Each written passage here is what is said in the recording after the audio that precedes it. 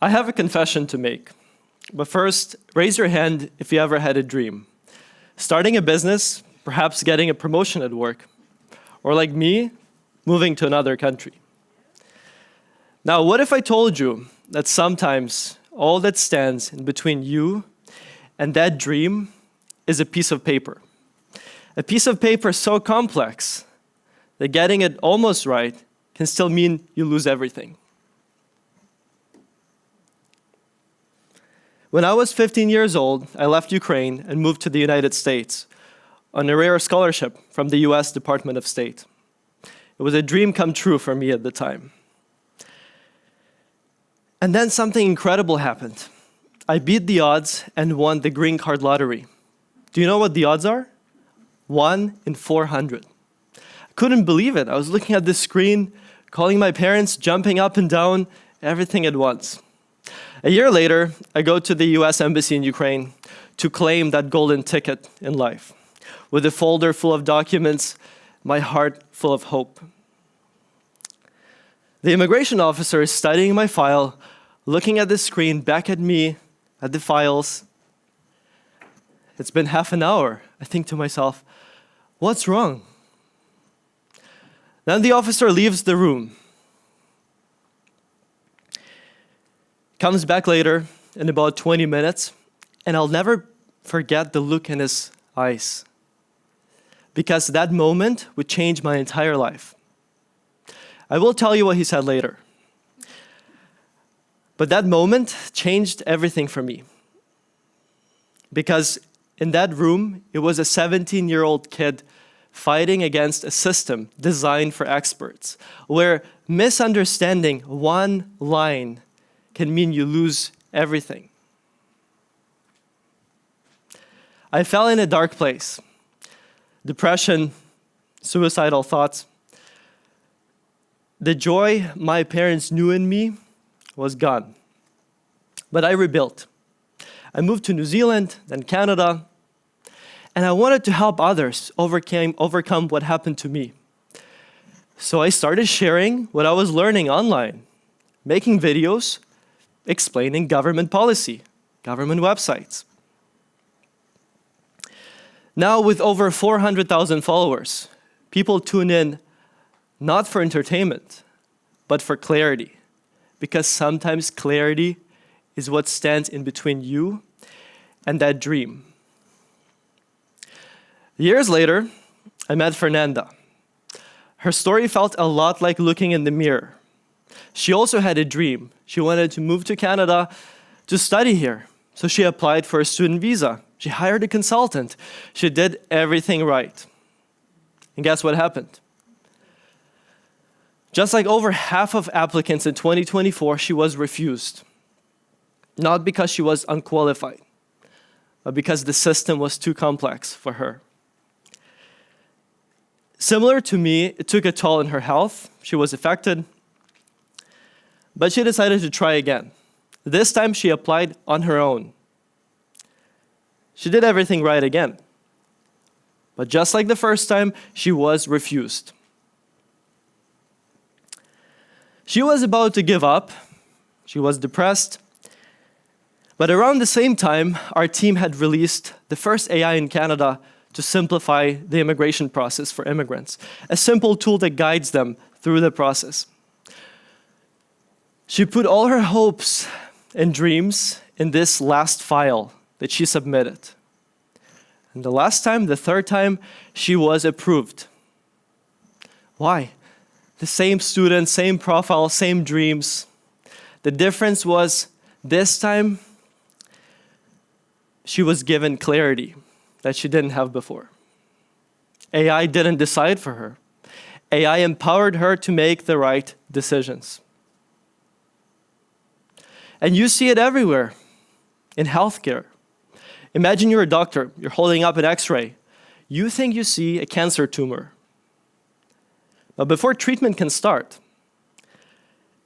every scan has to be manually traced. It's called segmentation. You know what else? This process takes hours.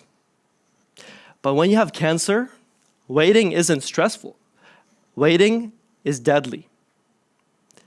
What AI can do in minutes is what doctors used to take hours for. Now this time is given back to doctors so that they can save lives, because time means saving lives. And it's not just healthcare either. In education, picture a child in rural India who doesn't have access to schools. Well, now with education above all in their new initiative called Furby, they're delivering localized education for millions of kids in rural areas. Organizations like the Malala Fund are powering such initiatives through giving girls in underserved communities technology that could be the infrastructure for that learning. In justice, imagine you are a defendant about to face court. You don't have money for fancy lawyers. So what do?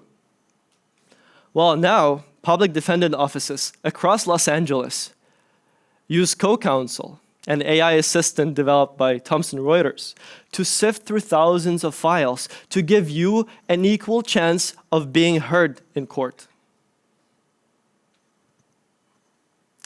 In finance, imagine you're a woman in a rural area. You have a business idea, maybe even customers who want to pay for your products. But there's one thing you don't have: financing to make that business, that dream, a reality. Well, the Mendashi Foundation has developed an AI algorithm with blockchain technology to give a credit score to such women. Now 390,000 female entrepreneurs in rural areas have something they never did in the past. You know what it is? Access to institutional financing, institutional loans, so that those business goals, the dreams, become reality.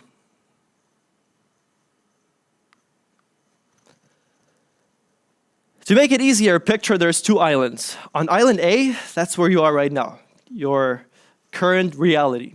Island B is where you want to be, your dreams, your goals. In between, there's a chasm that you can't just jump over. What do? Well, some can afford a plane ticket. But you know the problem with that? A plane can only carry a limited number of people. Those who have money, who have access. This is where we need to build bridges. AI becomes that bridge, allowing you to cross, no matter how well connected you are, how much money you have. You walk on your 2 feet across that bridge. Our world before AI was full of planes, accessible to only a limited number of few. Our world today becomes full of bridges, letting those who never had access cross to make their dreams a reality.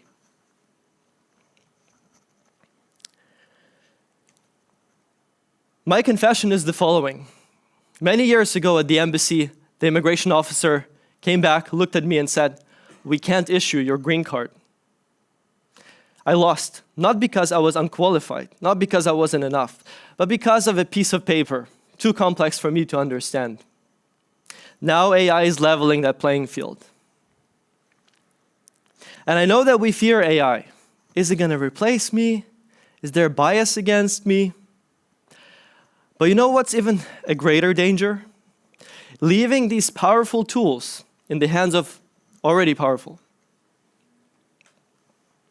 This is why our delegation to the G20 summit this year will be proposing to the Prime Minister of our country, as well as other nations, to do something that's never been done before.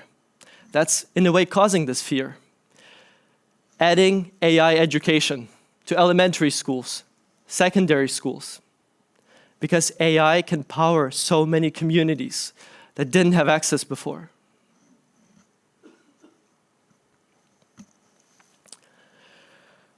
Last year, I met Canada's finance minister, and she told me about the biggest challenge of the next decade. Do you know what it is? Affordability. But affordability isn't just expensive groceries or high rents. No, affordability is access. Access to education, access to financing, access to justice. And if AI can bridge that gap for people like me, people like Fernanda, millions of children in deprived areas. Maybe it's time that we stop fearing AI and instead start building it together. Thank you.